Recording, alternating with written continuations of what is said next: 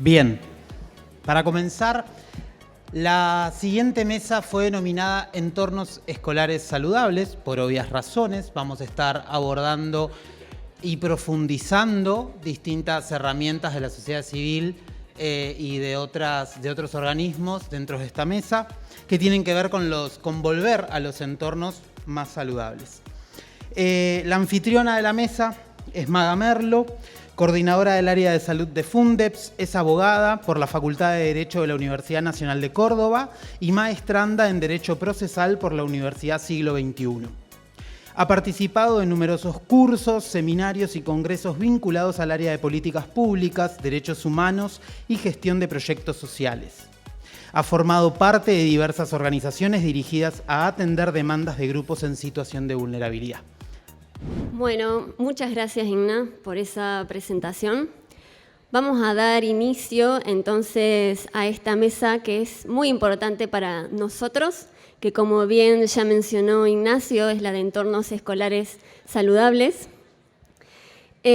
Sabemos que la Ley de Promoción de la Alimentación Saludable dio un paso fundamental al prohibir que los productos con al menos un sello de advertencia y o leyenda precautoria puedan ser ofrecidos, comercializados o publicitados dentro de los establecimientos educativos, a la vez que también estableció la incorporación de contenidos mínimos de educación alimentaria nutricional en la currícula escolar del nivel inicial primario y secundario.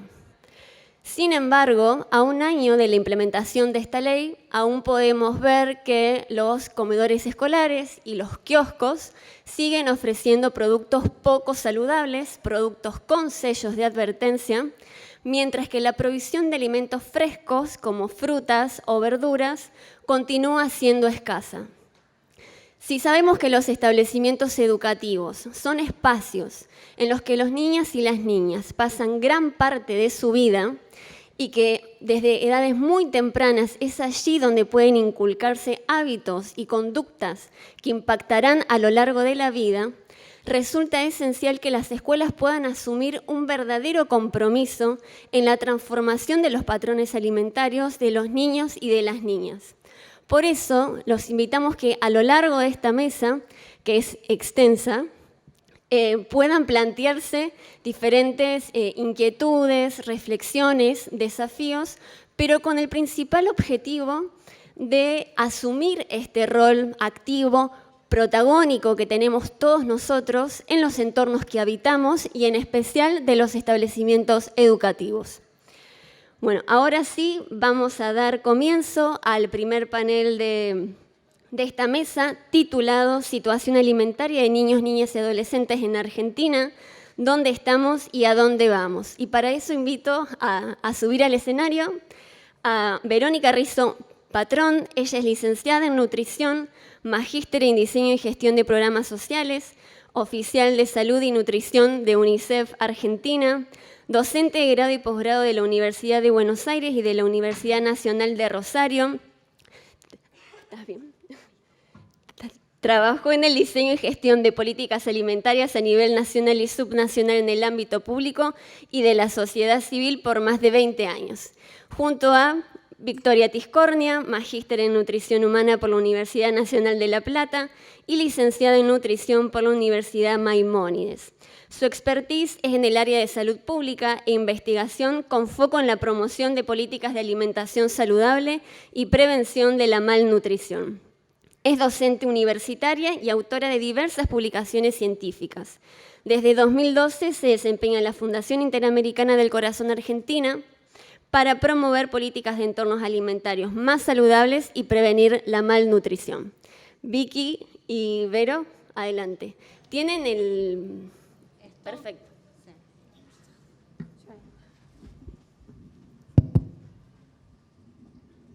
Hola a todos y todas.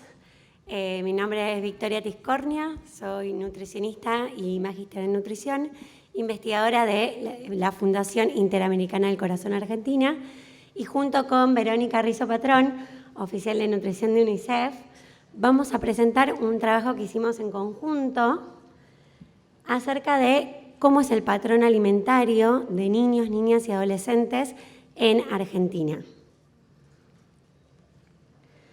Bueno, para empezar quería introducirlos en qué es FIC Argentina. Somos una organización que trabajamos, investigamos, incidimos y comunicamos para proteger el derecho a la salud y sobre todo trabajamos para promover políticas públicas para prevenir las enfermedades crónicas no transmisibles. Y solamente para dar los buenos días, ¿cómo están? Va a seguir Vicky, pero contarles que UNICEF Argentina sigue una estrategia global de nutrición que es a 20 años hasta el 2030, que tenemos algunas metas que tienen que ver con trabajar la alimentación desde un punto de vista sistémico a través del sistema alimentario. Entonces trabajamos desde la cadena de producción, creemos que eso es importante. Ahora después en las reflexiones vamos a empezar a hablar de esa cuestión, de los entornos. Hoy nos vamos a enfocar mucho en los entornos para lograr otros comportamientos, pero para eso hace falta trabajar en todos los sistemas y de una forma intersectorial. Enfoque de derechos, enfoque de género, algo que ya sabemos, y siempre, por supuesto, desde la perspectiva de equidad. Gracias. Y, bueno, declarar que no tengo conflicto de intereses. FIC Argentina no recibe fondos de la industria alimenticia, de bebidas azucaradas, de la industria del tabaco ni farmacéutica. Bueno, ¿cómo surge esta pregunta de qué comen los chicos y chicas hoy en Argentina? Y esto surge en base a los datos que indican un contexto nutricional muy preocupante en nuestro país. Hoy los datos indican que tenemos una doble carga de malnutrición, donde todavía coexisten situaciones de déficit como la baja talla, el bajo peso y la carencia de nutrientes junto con una malnutrición por exceso, siendo el sobrepeso y la obesidad las formas de malnutrición más prevalentes en todos los niveles socioeconómicos y en todos los grupos etarios del país. Tenemos hoy en día 3,6% de niños con obesidad menores de 5 años y un 20,4% de niños y niñas con obesidad entre 5 y 17 años. Y estos datos son preocupantes porque tienen un impacto negativo en la morbimortalidad prematura en la edad adulta. Y hay muchos estudios que demuestran que esta doble carga de malnutrición está relacionada con un patrón de consumo inadecuado, que se caracteriza justamente por un alto consumo de productos ultraprocesados con excesos en nutrientes críticos, como sodio, azúcar y grasas, y que este alto consumo se encuentra impulsado por un sistema alimentario y un entorno un poco saludable. Entonces, conocer el patrón de consumo de niños, niñas y adolescentes representa el punto de partida para replantearnos las políticas actuales y, en base a esa evidencia científica, poder promover políticas alimentarias complementarias que promuevan un patrón de consumo adecuado y, por lo tanto, un mejor estado nutricional en niños, niñas y adolescentes. Nuestro objetivo fue caracterizar el patrón alimentario y el estado nutricional de niños, niñas y adolescentes en Argentina, y para esto, para poder describirlo, nos parecía interesante comparar cómo era el patrón alimentario en relación a nuestras guías alimentarias y cómo se adecúan a esas guías, y también según el grado de procesamiento de los alimentos, teniendo en cuenta la clasificación NOVA. Y por último, nos propusimos analizar la relación entre el estado nutricional y el nivel socioeconómico de los y las adolescentes de 13 a 17 años en Argentina y cómo fueron los cambios ocurridos a través del tiempo. Para hacer esto, hicimos un estudio descriptivo transversal usando las encuestas nacionales, la encuesta de nutrición y salud, la última del 2018, y también la encuesta mundial de salud escolar. Ambas son representativas de todo el país. Y a partir de ahora, cuando hablemos de malnutrición por exceso, nos vamos a referir siempre a la obesidad según fue definida en cada encuesta. Bueno, para poder describir el patrón de consumo, lo que hicimos fue calcular el aporte calórico de cada uno de los grupos de alimentos de nuestras guías alimentarias. Y bueno, y lo que vimos fue que el grupo que más aporta a nuestra energía diaria es el grupo de alimentos de consumo opcional, ¿sí? Que es el grupo de alimentos que según nuestras guías deberíamos limitar su consumo. Sin embargo, está aportando más de 1/3 de la energía diaria. Principalmente proviene de bebidas azucaradas, panificados dulces y salados y carnes procesadas, entre otros. En segundo lugar, se encuentran las legumbres y los cereales con un 22,6% del aporte calórico, pero acá vale la pena resaltar que el 97% de este grupo provenía de cereales refinados, arroz, fideos, harinas refinadas, papa, y mientras que los cereales integrales y las legumbres brillan por su ausencia. En tercer lugar vienen las carnes y los huevos con un 13,2%, luego la leche, yogur y los quesos con un 12%, los aceites, frutos secos y semillas con un 8,7%, y por último, frutas y verduras con solo un 3,3% del aporte calórico diario. Y también, para describir cómo era este patrón de consumo, tomamos como referencia las recomendaciones de las guías alimentarias y calculamos el consumo promedio en gramos en porcentaje que cubre de esa recomendación. Entonces, lo que vemos en esta tabla es que en todos los grupos de alimentos estamos muy alejados de las recomendaciones de nuestras guías alimentarias. Es decir, que el patrón de alimentario de niños, niñas y adolescentes no llega a cubrir ninguna recomendación en ningún grupo alimentario.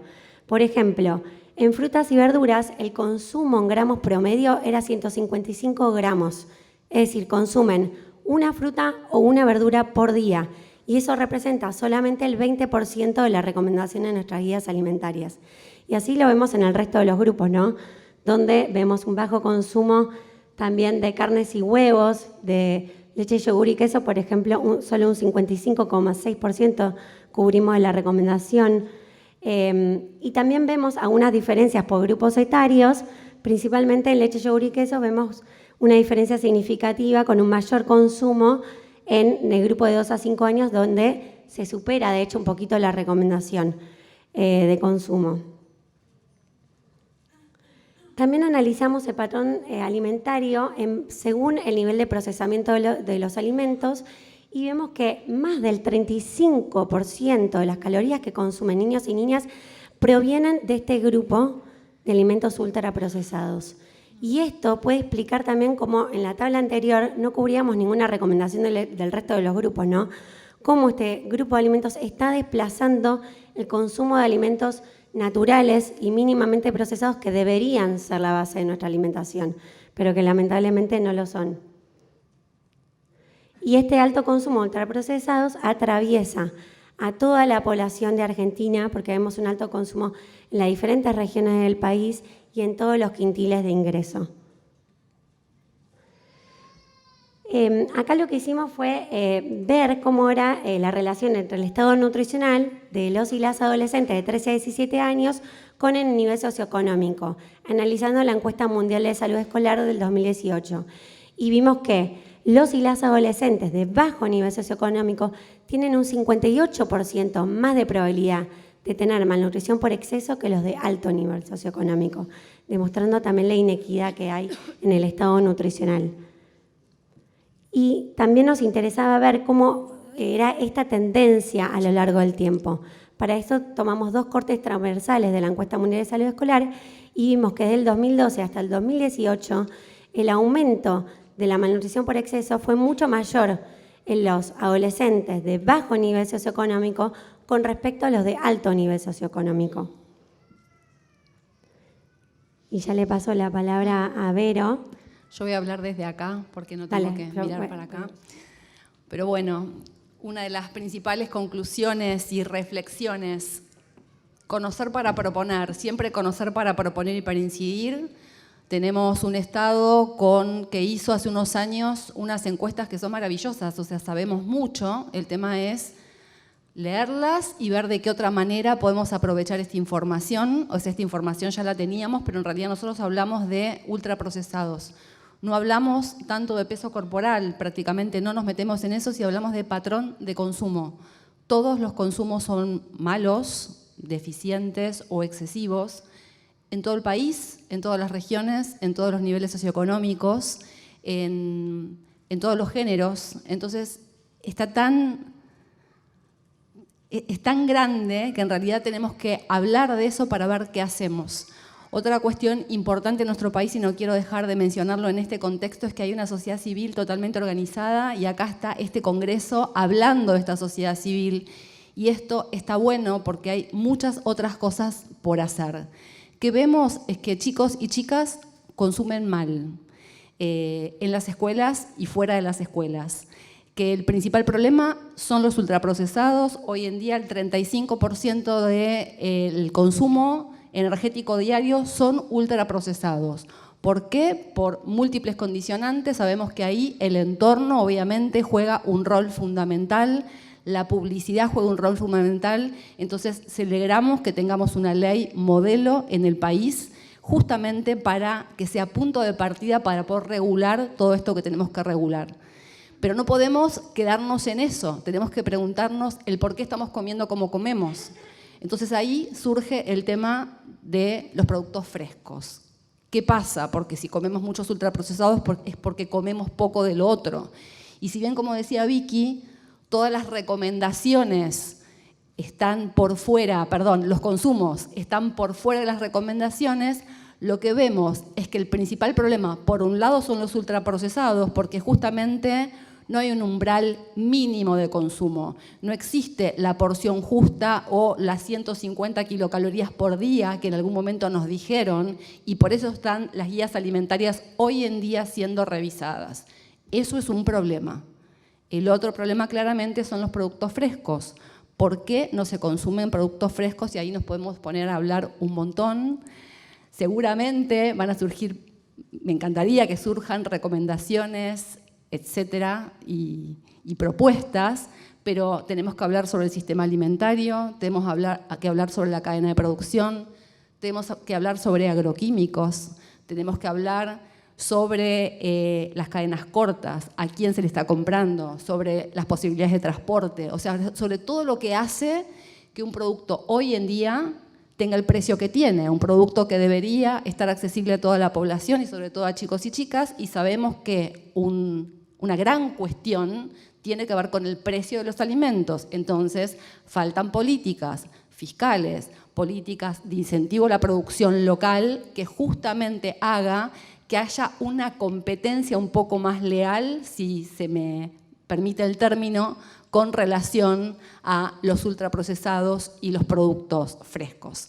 Entonces, estamos totalmente...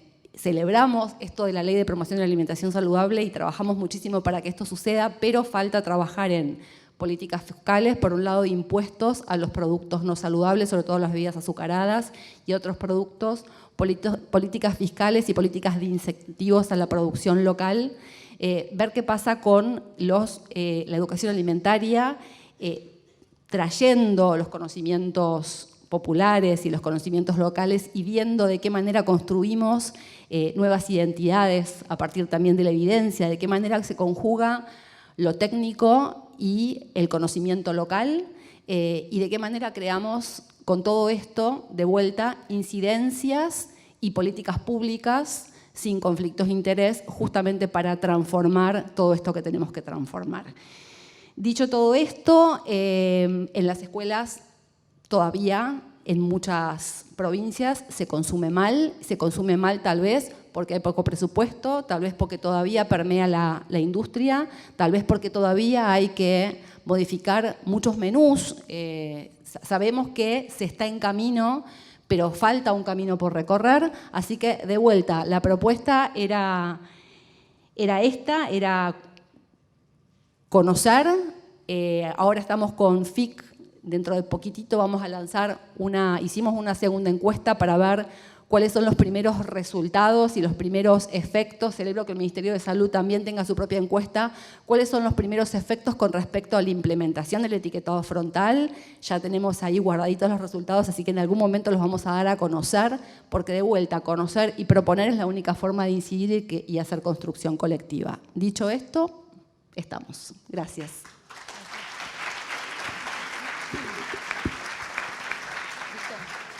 Muchísimas gracias, Vero y Vicky, por tan buena presentación.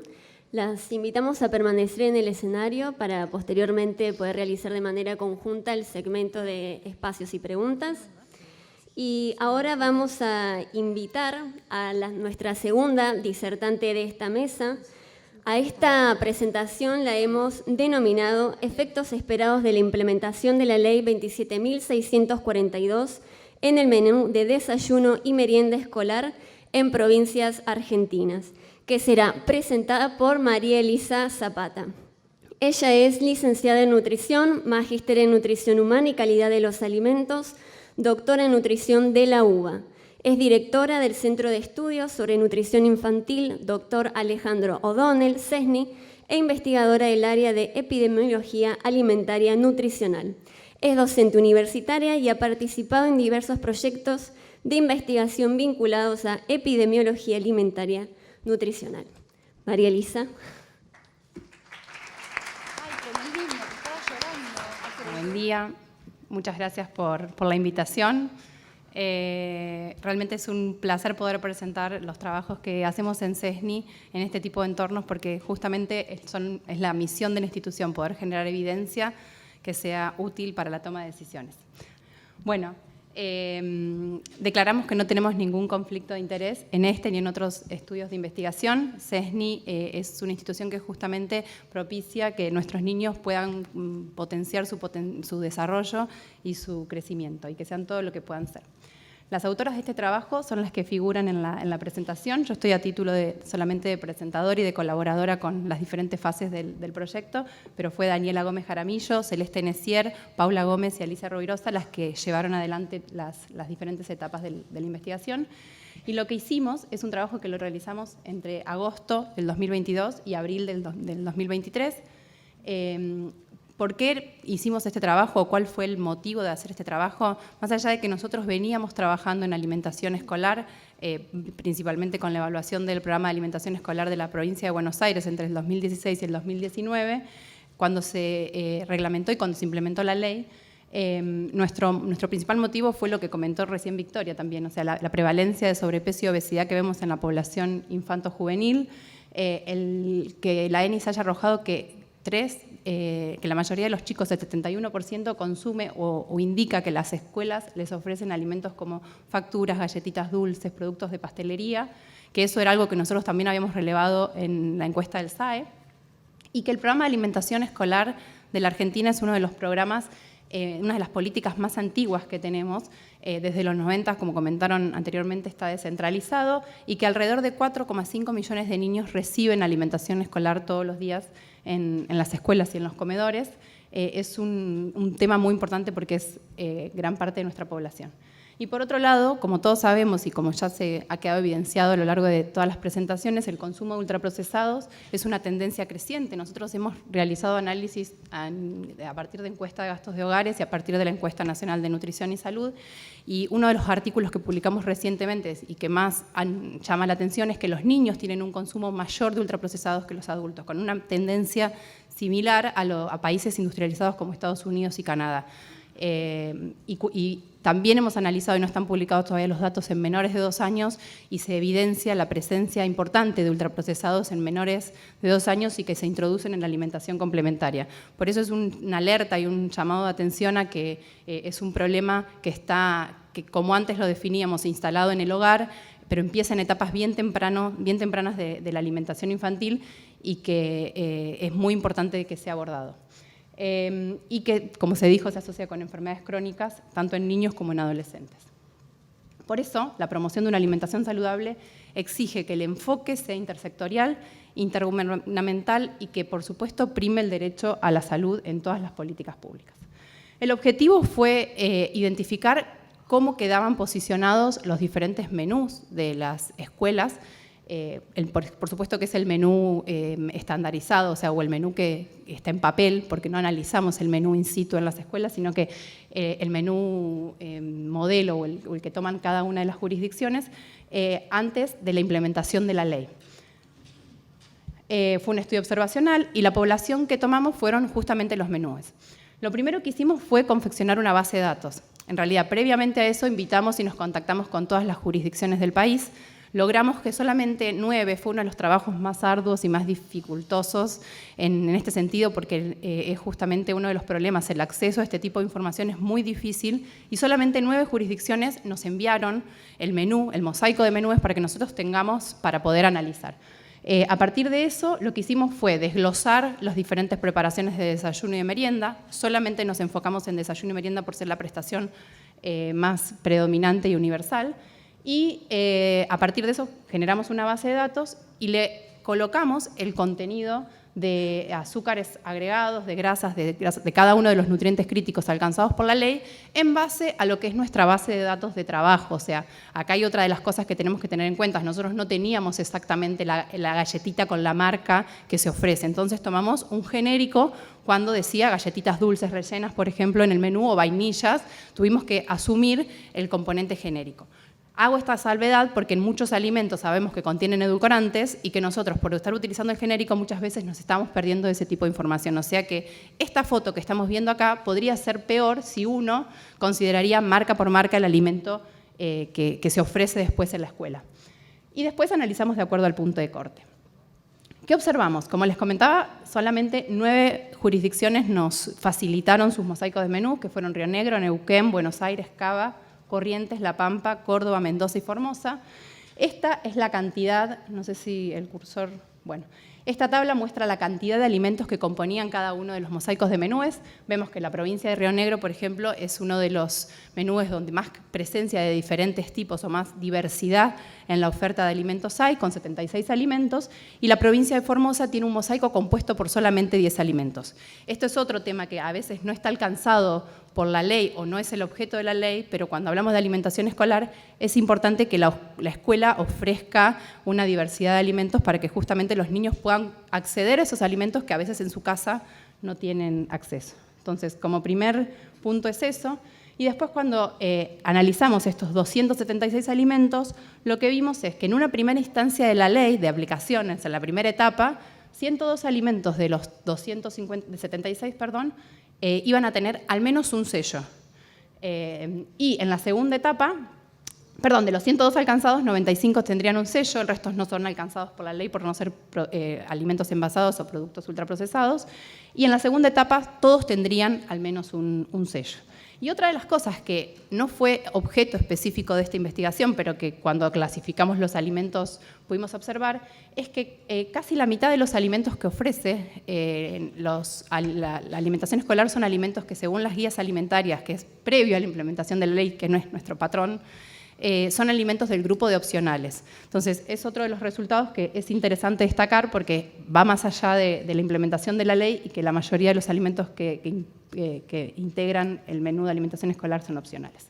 ¿Cuántos sellos tendrían cada uno estos 95 alimentos en una primera instancia y estos 102, que son la totalidad, que son alcanzados por la ley?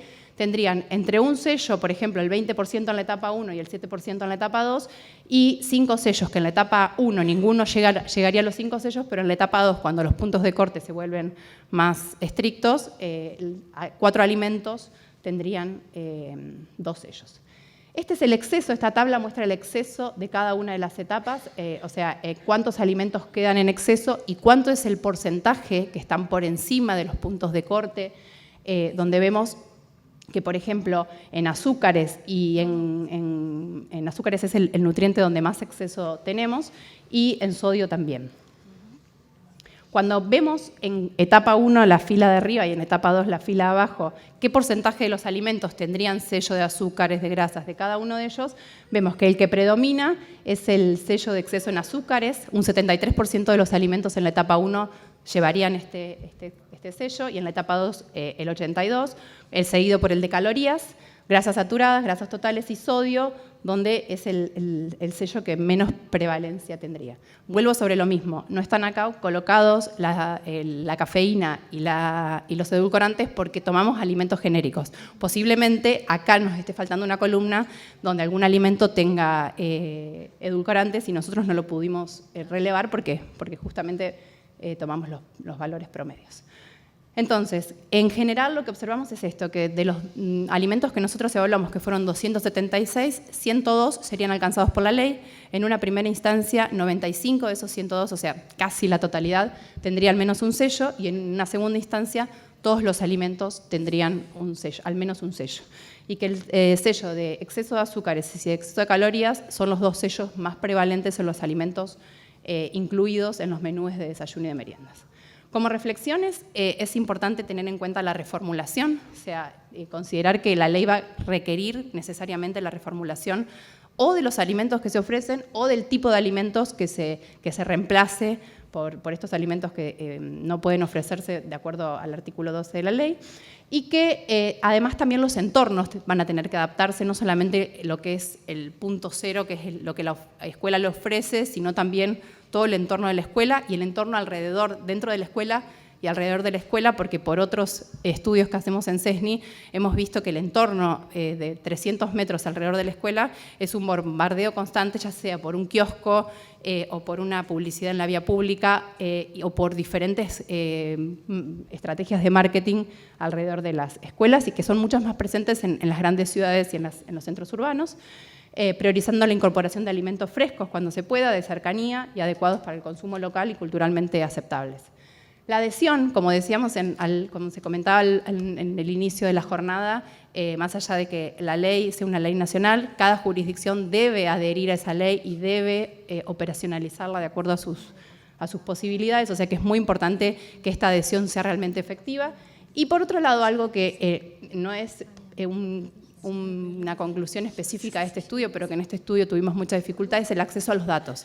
Es muy difícil, y sobre todo en alimentación escolar, poder tener acceso a datos, o sea que es necesario pensar en que esta información, que debería ser información pública, o por lo menos de acceso más simple, sea simplificada de alguna forma, porque no podemos evaluar, no podemos hacer un seguimiento, un monitoreo, si no podemos acceder a esa información que muchas veces se hicieron para comentar hasta 6 contactos con todas las provincias, y en algunos casos no hubo respuesta y en otros casos hubo respuesta, pero después nunca se terminó efectivizando en enviar la información. Entonces, para nosotros es muy importante que la información esté disponible para poder ser analizada.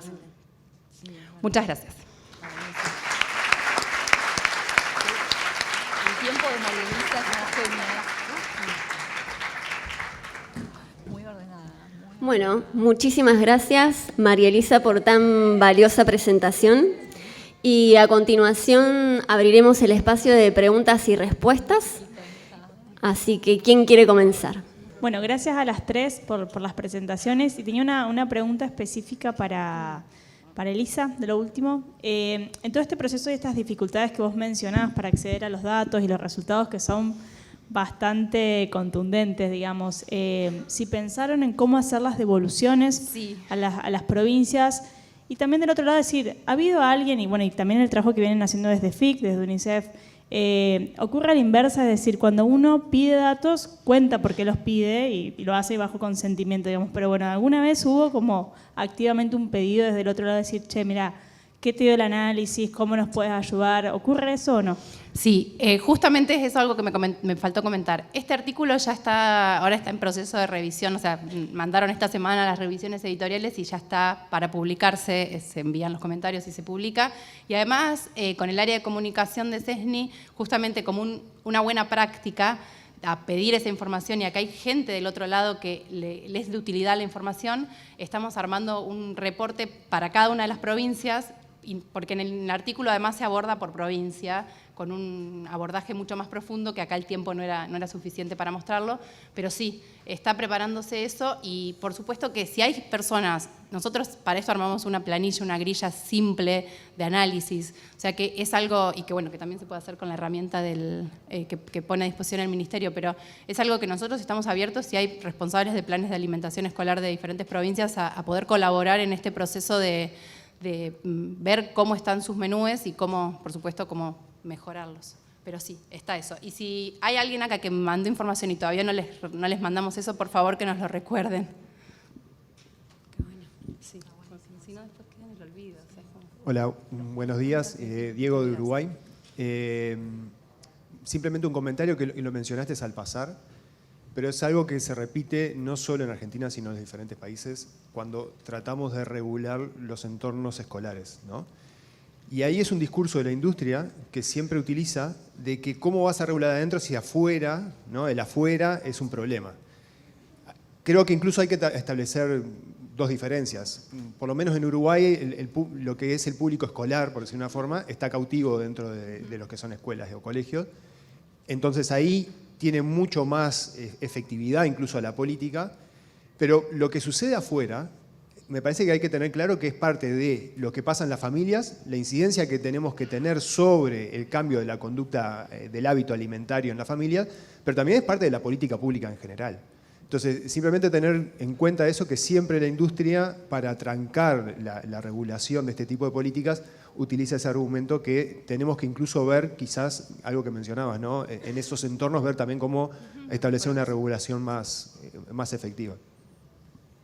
También tenía un comentario, y no sé si aquí les ha pasado, pero en Colombia tenemos una situación específicamente, y es que hay muchas escuelas, particularmente rurales, que no tienen agua potable y no se puede cocinar. Entonces, una de las cosas que estamos pensando es que casi de los primeros pasos que tenemos que dar es buscar que sea obligatorio que tengan acueductos todas las escuelas para tener esa posibilidad de cocinar en el lugar, ¿no? Porque eso nos limita enormemente y hace que los productos industrializados sean la solución. Sí, creo que eso, como decís, es un punto fundamental. De hecho, nuestra ley no lo contempla, pero cuando las provincias adhieren a la ley pueden incluir un artículo específico para que se garantice el acceso a agua potable en el entorno escolar.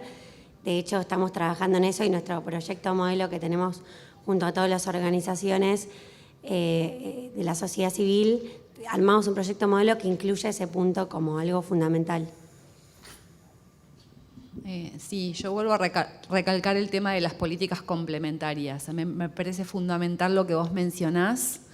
Al menos desde UNICEF lo que estamos haciendo es trabajar con los gobiernos municipales en tratar de modificar los entornos alimentarios en los municipios. Y entonces, cuando estamos hablando de entornos, no hablamos solamente de la ley, sino que hablamos del acceso al agua, hablamos de la lactancia, hablamos de otras cuestiones, hablamos, por supuesto, de la información, justamente como una cuestión, y sí me parece lo del agua fundamental, y es un problema en Argentina en muchos lugares también.